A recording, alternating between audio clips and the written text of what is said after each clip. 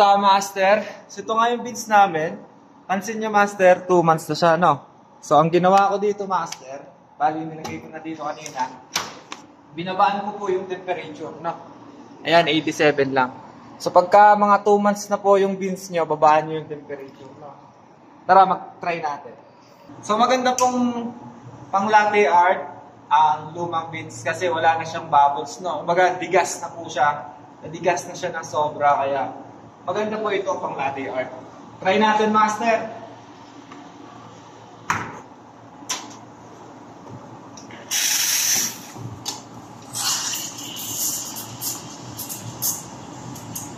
Natin 35.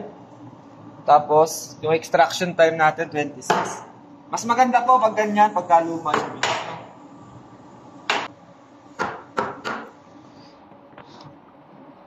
Maganda pag luma ang beans, no? Maganda pag latte art. Tignan nyo naman, no? Kapit na kapit.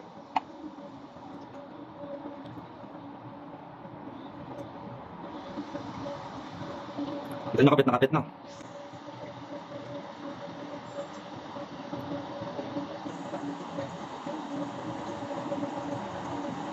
Ano? Hey! So, yan. So, yun lang po. Thank you!